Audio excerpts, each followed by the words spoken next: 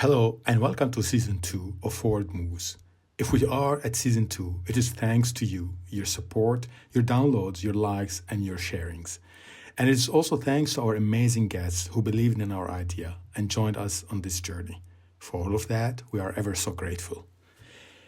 We're thrilled to start season 2 at the time of Art Dubai and with leading pioneers in the region's art scene who, like all of our guests, are leaving an impact.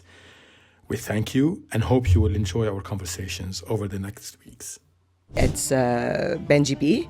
Okay. He's incredible. He's a DJ, but he's also an incredible radio show host. And I guess it was COVID, so I had now I have to catch up all the time. I feel like even on his show, which I listened to in the car. But then I was like, there was so much time. There was so much time, and I would just be waiting for Wednesday to come to listen. And he was playing a lot of Salt, and I don't know that much about them. I know that they're a collective. They're based out of the UK. They have some mainstays, but then they also have people checking in, and I just love this album they did in 2020. I listen to them a lot. That song "Free" is such a beautiful song. There's a part of it that just really it just makes you feel like dancing. You can just listen to, sometimes I just go on Spotify and just put Salt Radio, and literally you could have it for a dinner party. You could have it alone at home, cleaning, I don't know, with the dogs, chilling. Absolutely. It works in every setting. It's an easy choice. It's a really easy choice. Yeah, no, but it's just it's really fine. beautiful music as well. And I think and her voice is really great. It's really Thank good. you, Sunny. Thank You're you welcome. for sharing that Anytime. with us. Hello and welcome to Forward Moves, hosted by Lina, Nahhas and Haddad. A conversation with our guests about the path of their successful journey and what keeps them moving forward in an ever-changing environment. Hello, Sunny Rahbar. How are you? I'm good. Thank you for having me. Thank you for coming. So for our listeners and viewers, Sunny Rahbar was born in the US of Iranian origin and was raised in Dubai, UAE, when her parents moved there in 1980. Sunny graduated with Bachelor of the Arts from Parsons School of Design, New York in 2000 and worked and interned at different art spaces in New York, including the Guggenheim Museum and Phoenix Art Gallery during and after her studies.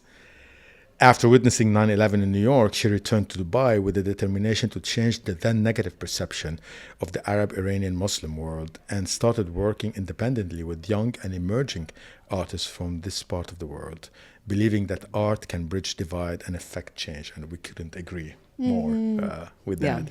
In 2003, she co-founded Bidoun magazine with Lisa Farjam. The magazine focused on art, culture, and critical writing from the region and its diaspora, the first magazine of its kind. Again, another pioneering step.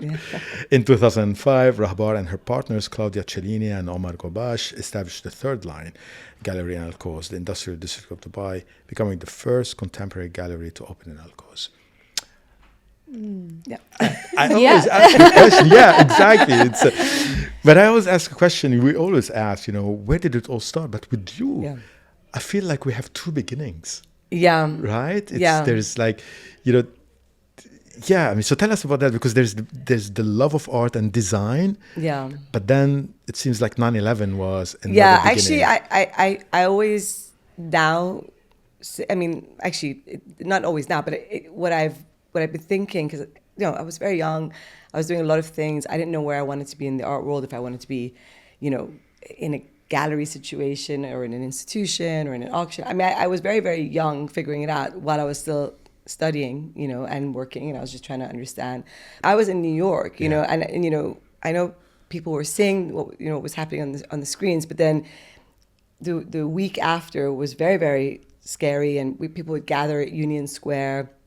There was all these people talking and debates and things, and there was a lot of anti-Arab and anti-Muslim and anti, let's say, Middle East sentiment, and people, which is, I guess it's understandable, that people are what happened? They just attacked us, but it was so intense, and I was with a lot of my friends who are also Iranian or Arab, and they were really afraid, especially the men. They were, shaving their beards and wearing American flags, safety pin to their shoe, just to Assuming show another- that they are not. Because they were Yeah. targeted. Yeah, they Yeah, were targeted. they adopted Intention- another identity Yeah. than theirs. Yeah, and also they were afraid of for being attacked, you know. So for me at that moment, I was like, wait, if you know they don't know the story, the narrative has you know they don't. I think what they're watching is just on the news. So I thought, who better than to tell the story than artists,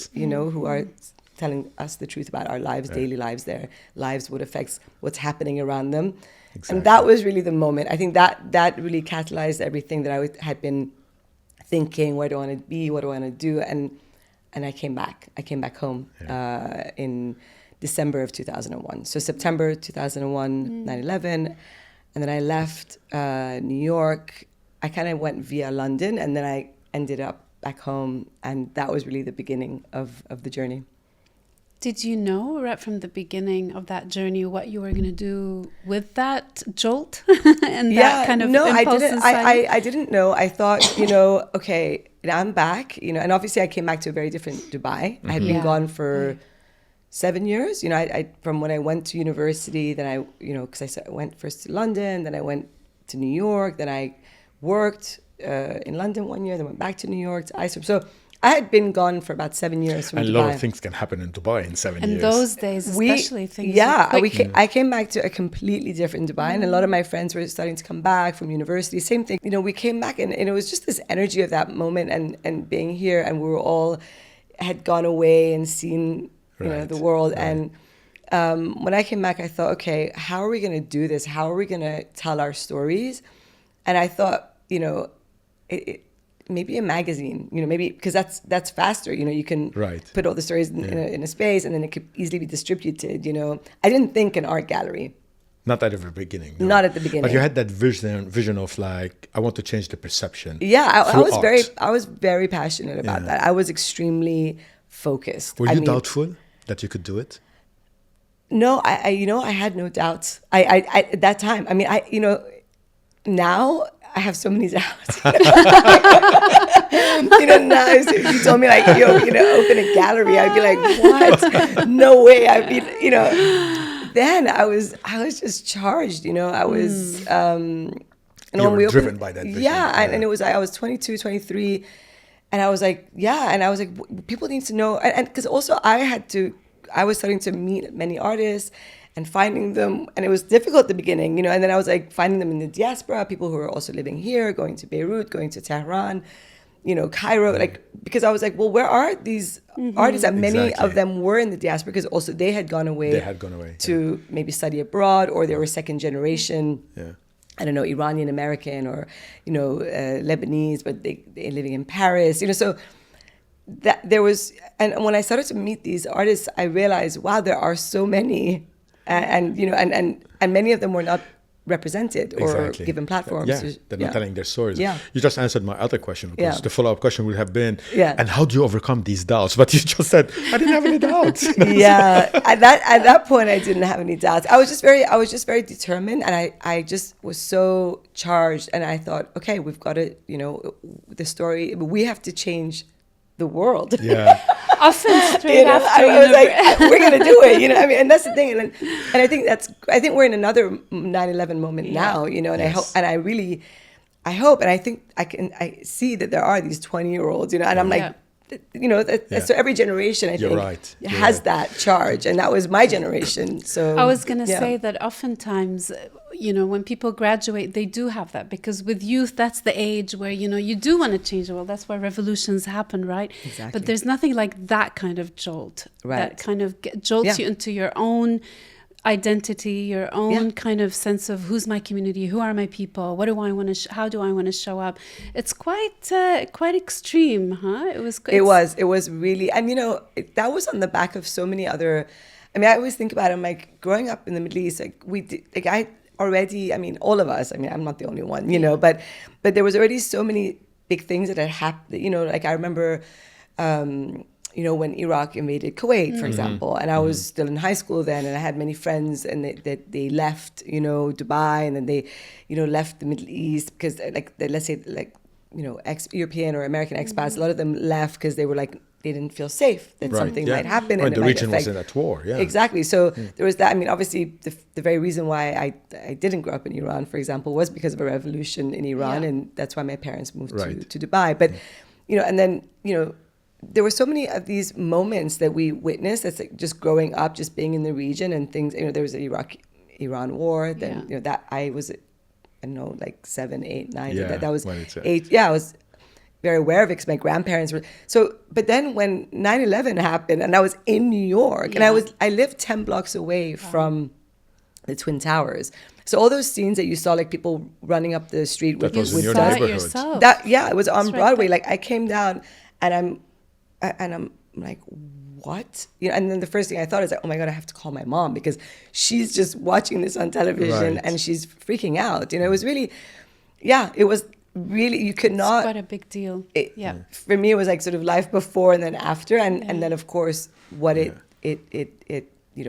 what happened because of that. And you say we're in another 9/11 like moment. And if we look at it from an art perspective, I mean, art was always present in our region, despite the ups and downs. Of course, despite the regime changes, coups, wars, whatever. 100%. The constant was art. Yeah.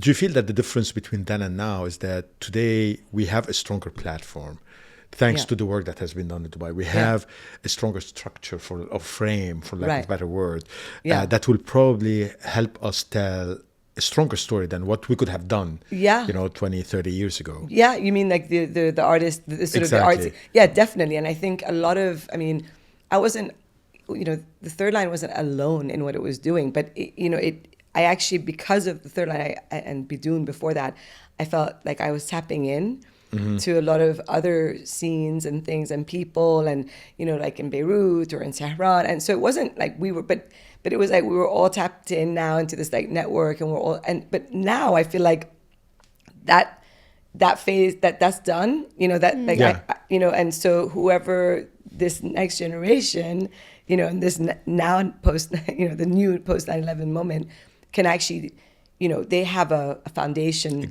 to work from, and we were really, at the time that we first set up the third line, I was just trying to get people to look at these artists. Really, it was not easy. It was, it was not like everyone was this, it was really hard. People were not taking necessarily this, the Middle Eastern art scene seriously. And when you say people, what exact people? And I'll come to that in a second, because I'm really curious about how that mandate has changed over the years. Yeah. But which people are you referring to here? Initially, even people here. I mean, people who are in the region, who are from the Middle East, or because people.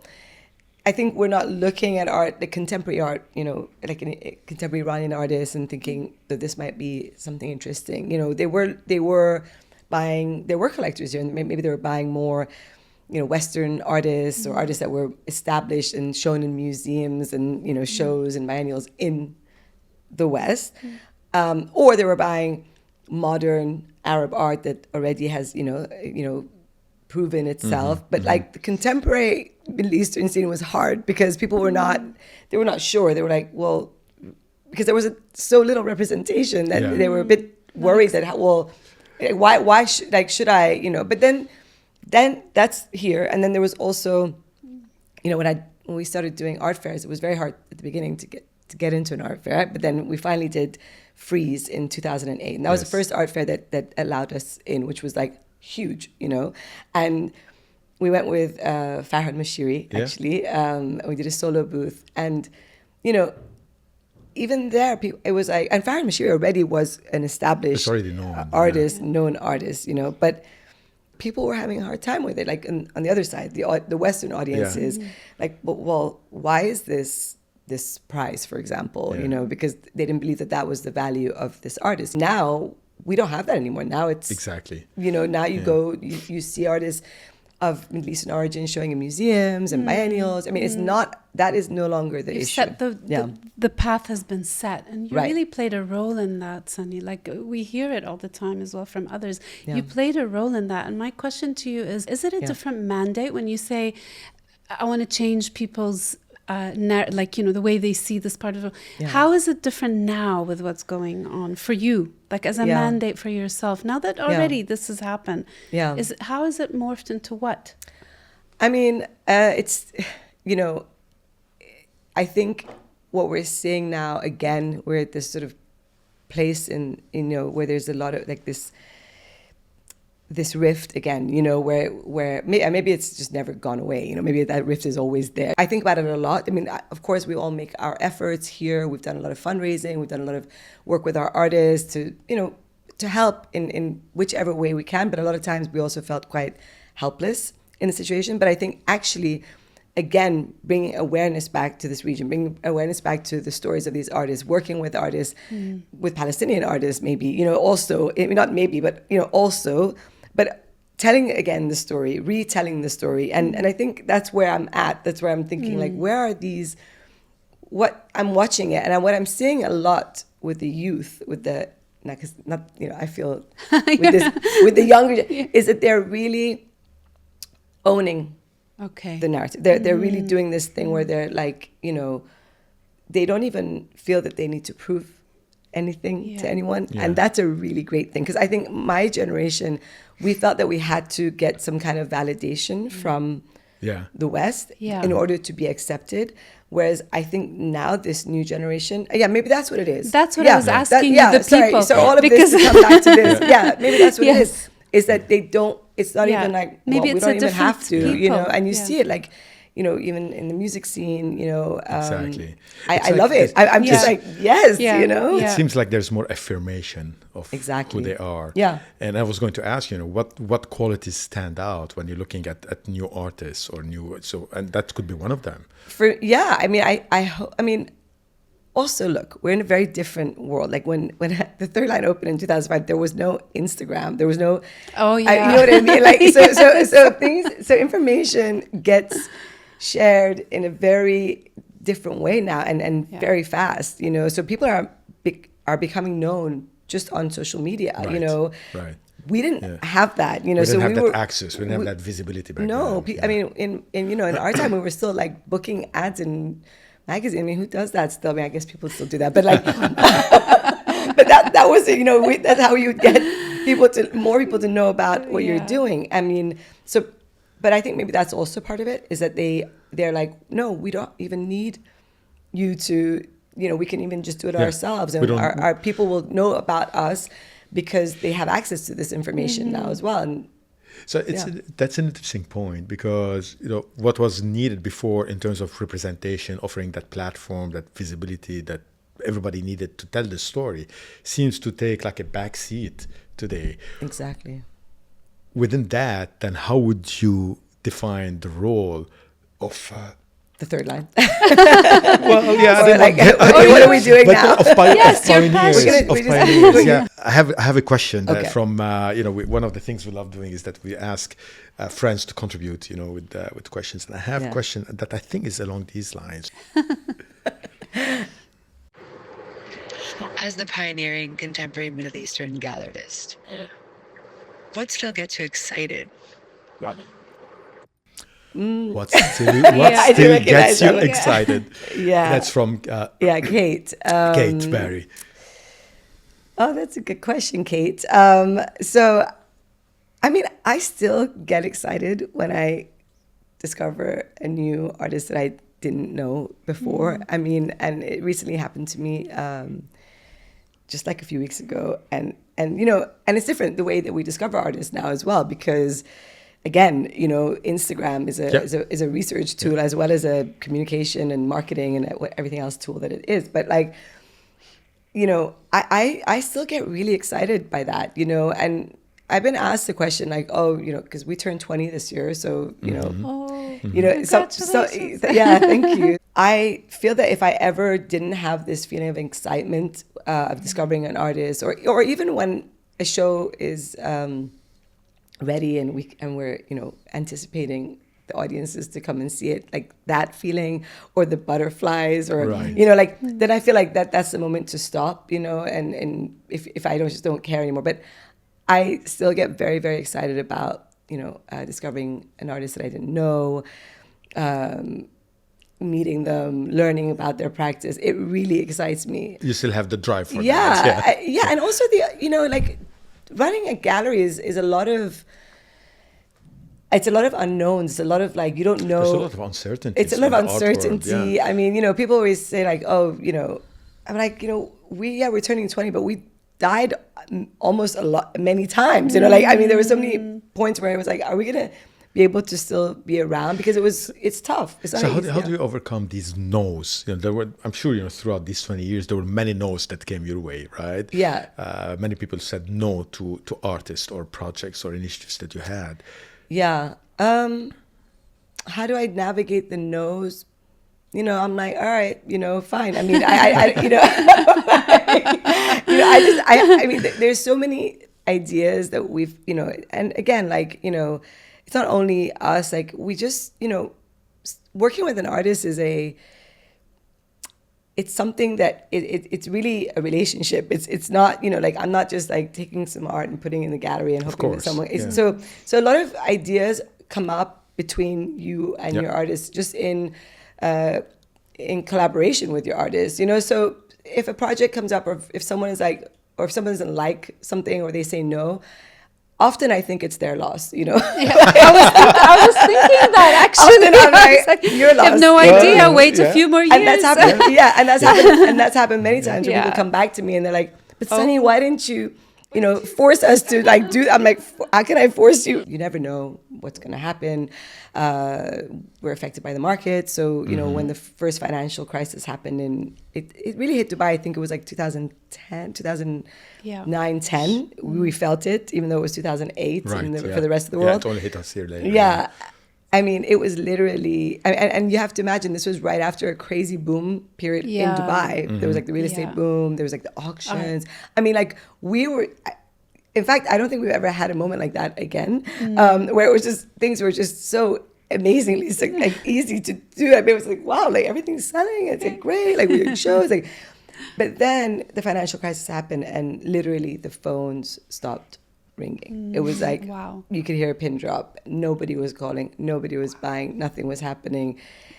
I mean, art was the least important thing on anyone's mind, And we were, very worried because by then we were 2010, we were 5 years old. Yeah, 5 years old, yeah. So we're probably, we're in like this sort of, That I would say like inflection we're point just where- about, we're just about to cross Yeah. over. Like we've managed to stay around for 5 years, but it was tough every time that we've been in trouble. I mean, even COVID, that was really big trouble because we were now, 15 years old. Yeah. We had this huge space. I mean, and I was like, oh my God, I don't know what to do. Again, a leap of faith. We decided to just downsize everything. We took our space. We made it half the size. And it took us some time. We did it very slowly. And I just decided, you know what, we'll just focus on the program. We stopped doing many art. I mean, we were doing so many art fairs before. We just basically brought it back down to the community and just went back down to where we began, actually. Right. So I always call it like TTL. Well, TTL is the third line 3.0 because it feels like this is the third version. It's like a rebooting, Yeah. a restart. And again, I mean, I had so many ideas of closing then. I thought, you know what, 15 years is a good run. Yeah. We just closed shop and we had to still figure things out. There's all this inventory works. But I thought, and then one of my friends was like, well, what are you going to do? And I was like, I mean, I could get a job, I could. Let's have a podcast. And then she's like, I don't think you can do anything else. And I was like, really? Yeah. Bless the friends who know us Yeah. so well and are able to speak to our essence and our soul enough to keep us Because going on the path. I was really at that point really like, no, it's done. And I was thinking about a mushroom farm in Zanzibar. I mean, I was gone. And how does it feel now that you stayed? Don't want to do that. How does it feel? But I'm still thinking about the mushroom farm. Thinking about it. Like, now that third line's Just okay. brought more ideas for the backyard of Third Yard. Exactly. But I want to, because what I like what you're saying is that, back in 2001, you had that vision. Yeah. But the world was completely different, even though there are a lot of similarities today. But Yeah. in terms of, our regional artists, they have tools at their disposal that we didn't have back then. There's tremendous work that's been done by you, but also by your peers over the past 20 years that gave them, a stronger representation or stronger visibility and exposure. Do you think that this is something that will help, with the globalization of the art scene, the role of Dubai as a hub, your role as mentor? Because, you're not only offering representation, you're mentoring these artists. Yeah. Is it an easier task moving forward? Yeah, I mean, I think where we're at now in terms of, if we just think about Dubai, because that's where the third line is, I can't believe it. I mean, like, so much has happened in 20 years, and it's really a testament to the city, because I don't think anywhere else you could have done what we did. And, and I'm fully aware that if I had opened a third line in New York or London or, anywhere else, it would have not happened in the same way that it happened here. Right. And that's because of Dubai, so, but when we first opened, I mean, like, literally everything we had to, like, start from, even like our framer and finding, like, the things we needed in order to pack works, or like even printers, or even just people within the industry that, it's not just us and the artists, but also like There's a whole production, ecosystem, making works. I mean, there's a lot of things that, so it was really starting from there. But in 20 years now, I mean, I don't know how many galleries there are. There must be like 20 or 20. I don't know. There must be, or even more. There's institutions. There's Jamil. There's the museums opening. Well, the Louvre's already open. The Guggenheim opening Abu Dhabi. Right. I mean, before there was, now there's Cinema Akil, for example. Like, there was there was only like a few cinemas showing like only Hollywood films. There's so much to do. Every day you can go to a new art event or a talk, or it's amazing. I mean, so we're to answer your question, I mean, it is going to be definitely easier now because all of the groundwork has been set. There, but also I feel like, I do think that, I know that Dubai is definitely going to be, if it isn't already, one of the main centers of the art world in the region, because it doesn't have the big institutions here yet, but I think in terms of what's happened here on the ground and the audiences that are engaging also with art, because art needs an audience, of course. You can't have one without the other. So I mean, Sharjah has obviously done a lot of work as well, and Sharjah is amazing. I was just at the biennial. It's such an important biennial in terms of internationally, but I really feel that there is a place, I mean, that Dubai occupies within this sort of art ecosystem, or that the there is. Landscape is that, really that is different from the other Emirates. I remember. And maybe I'm biased, but I remember I mean, when we have to be a little bit biased. Yeah. We have to be a little bit biased because what I'm getting at is that you think that the narrative has shifted. Yeah. Because I mean, you just gave the example of Freeze, your first participation, and it's like it's completely different. But do you think that narrative has shifted and it's helping young artists today? Oh, you mean like artists to be sort of seen or recognized? Yeah, 100%. I mean, I think because that would have helped in shaping a different perception of the art and artists from the region, I would assume. Exactly. And I mean, the idea was not to sort of just say, oh, these are, artists from the Middle East and like sort of pigeonhole them. It was just to say, why are we not also giving platform to these artists who have, so it wasn't about sort of, because there's also that thing about geographically sort of defining an artist and putting them in. So I think that has completely shifted as well. Like there were a lot of shows of just, Middle Eastern artists or like, but now it's not like that anymore. Yes. Like now an artist is an artist is an artist. Exactly. Yeah. Doesn't matter. It's based on their work and what they're doing. That's why I was asking actually just before that, have the people that you said, the people, selling to people, has that perception changed? For example, are you seeing more and more, and do you feel more and more that you don't need to prove it to the West? The audience is not necessarily there anymore. And if we're creating art, the art is not for them to prove a point as much as for us to be who we are unapologetically. That's why I was asking that question before. Is the audience changed? And it's for the artists themselves and for you. I mean, there's a very engaged audience here now. And that's not just in Dubai, that's in the region. You know, I mean, I was just in Jeddah for the Islamic Arts Biennial. I mean, it was amazing. So many people came for that, and not just people from here, but also people from the West, which was also surprising to see that many people, you know, showing up for this Islamic Arts Biennial, which is incredible. And that was really my feeling after COVID, and when we decided to continue. I was like, I just want to focus on being here. And that doesn't mean Dubai, I meant in the region. In the region.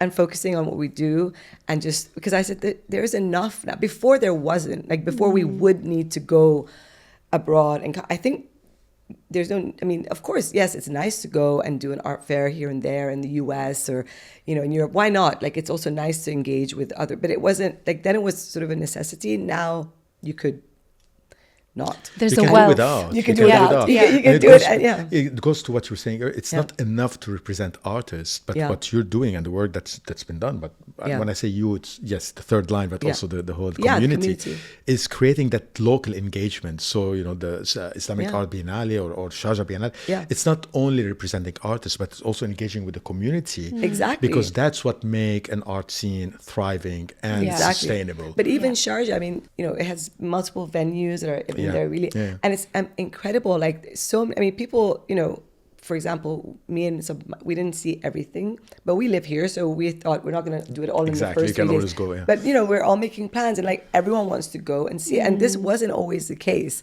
We were like a small group of people that loved art, and we were like we were trying to make more things happen in the art scene. But now I mean, at any given day that you go to Sharjah or to Jamil or to any of these places and institutions, the Louvre, there's or come to Al Circle, like, you know, there's, I mean, on a Sunday now, it's full of people walking around, engaging. It's amazing. I mean, the audiences have really changed in this region. And what do you see the opportunities for the art? I don't want to, you know, I keep saying art scene, but it's bigger than that, right? So what are the opportunities moving forward for our artists, for the arts community?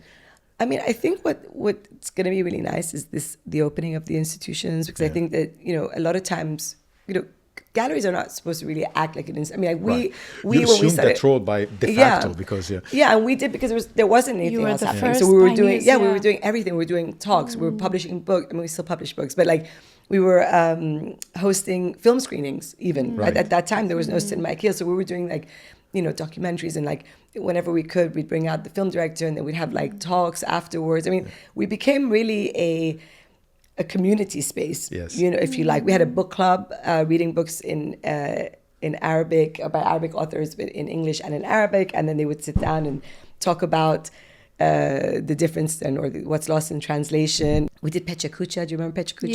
Yes. We did the first ones. We called them. We said, "Oh, can we host it at our gallery?" I mean, so now that, I mean, it's a relief for me as well, because there was a lot of programming, but we love to do it. But like, and that became really the ethos of the third line. Like, so we still do, like, now we do talks, we do, you know, book launches, we invite people to come, but we really are focused on our program, our artists. But now there are so many different venues. For example, like, come to Al Circle, there's, you know, there's the Al Circle Foundation, they do shows. So for the opportunities, as you're asking, for artists and individuals, is there's so many spaces that you can, you know, show your work, or your work can be engaged with. Bigger access. The dialogue and the discourse around the whole thing is there and alive and vibrant. And they all feed off each other. And and it's important. There's like public art projects. There weren't any. There's, I mean, Haddad Museum now, which is here in Dubai, does, you know, programming, film screenings.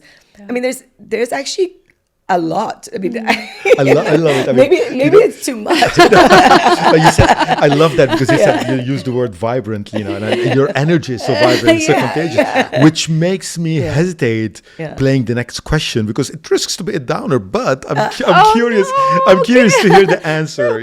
So we're talking about your energy. So let's hear this question. Okay. From a work perspective, what keeps you up at night? Michael, very short, straight to the point. What keeps me up at night?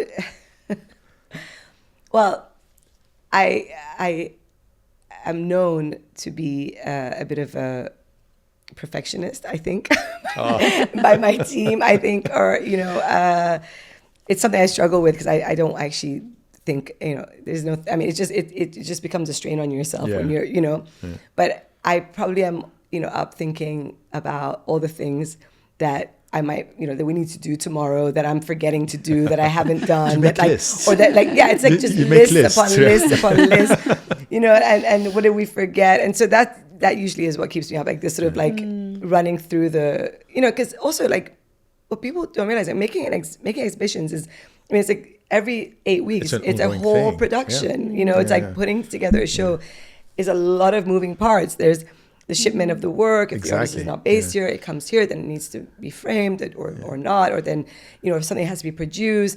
And then, once you have the show ready here, and then you have to install it, and then once it's installed, it needs to be photographed, and once it's photographed, then you're ready to go, but then, you have then the artist side, then it's like the audience, then it's like an event, right? You're inviting people, you're engaging your audiences. It's in constant movement. It's not like there's no pause. So there's always something that you have. There's a lot of details, exactly. So that's what keeps me up at night, the details, just. Well, I mean, it's Dali who said, "Fear not perfection, you will never attain it." Thank you, Dali. It's true. I agree. But on a more practical tone, just have a post-it note. Before I sleep, I have my post-it note. I just jot everything down. I know it's sad, but that helps me sleep really better because already I've kind of emptied, or at least it leaves space for other thoughts. So but I put it all down. It's there on post-it for tomorrow. Okay, that's good. But you don't find that each line brings out even more lines. You're like, oh, wait a minute, part of this is this. No, I constantly think of better ways to organize myself. So I have my notes in my phone, which I know is not good because it's in your phone.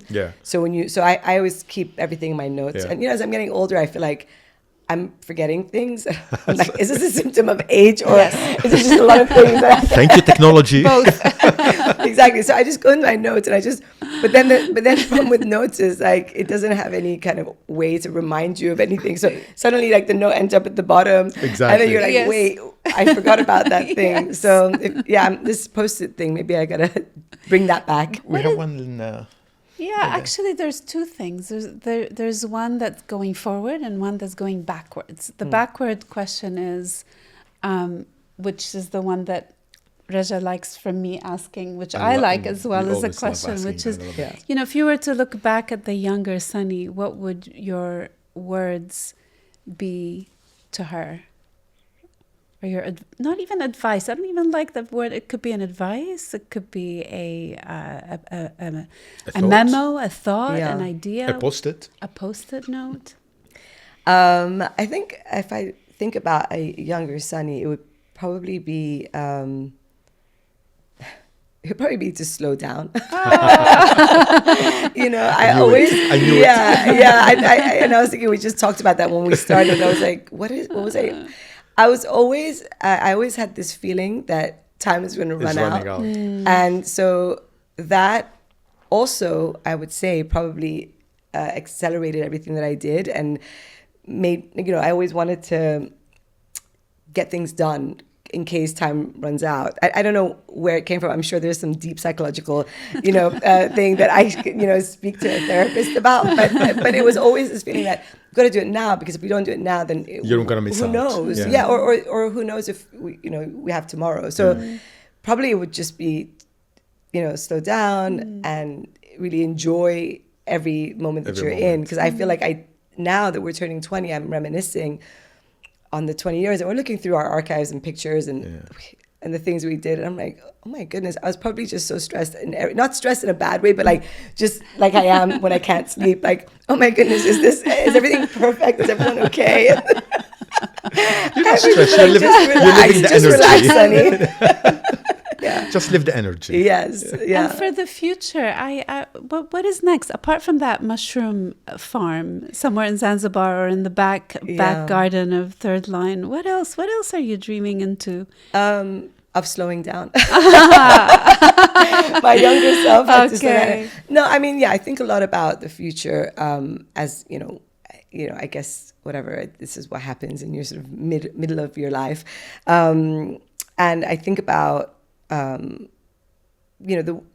how I can evolve, how the gallery can evolve. It's a very relationship focused business on every side, with your clients, with your collectors, with your curators, with your artists, with your staff. So it's something that you have to find a way to, if you're gonna do the things that you want to do, other things, you have to find a way for that to work. So for me, that's where I'm thinking a lot right now, is like, how do I make it so that it works, but it doesn't need me in every aspect of it, and also that it can continue to work in the best way possible, and what does that look like? Because I also question, like, what is the role of the gallery in 20 years? In part you answered that by saying it's not only a representation.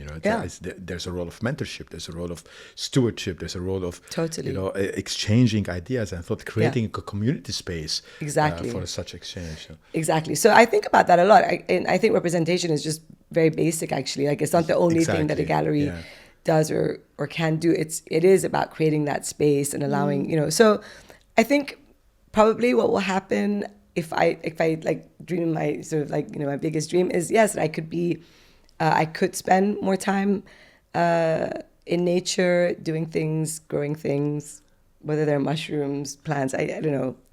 I do like to watch things grow, as a, maybe that'll be something as a hobby, but I'd like to do that. But maybe I always think, maybe that could also be a space where artists can come, so maybe like a residency or a place for, not just artists, maybe it could also be for our professionals to just come and relax, So I think a place of dialogue and exchange. A dialogue, just quiet, doing things in a different way, outside of the, the gallery space, the white cube. I often think of that in sort of, in the future, and maybe the near future. We like where this is heading. So thank you so much. Thank you so much for sharing that with us. And thank you so much for your time today, Sunny. Thank you. For the energy, for the love, for the vision that you had and you still have. And if it's keeping you up at night, it's okay. It's okay. It's worth it at some point. Thank you so much for having me. This was really lovely. Thank you. I really enjoyed it. Yeah, good. We did too. Yeah, okay. Yeah, it was lovely. This was Forward Moves, a podcast hosted by Lina, Nahhas and Haddad, where we had an amazing chat with Sunny Rahbar from the Third Line. If you like our show, give us a 5 stars rating, share it, download it. Until then, keep moving forward.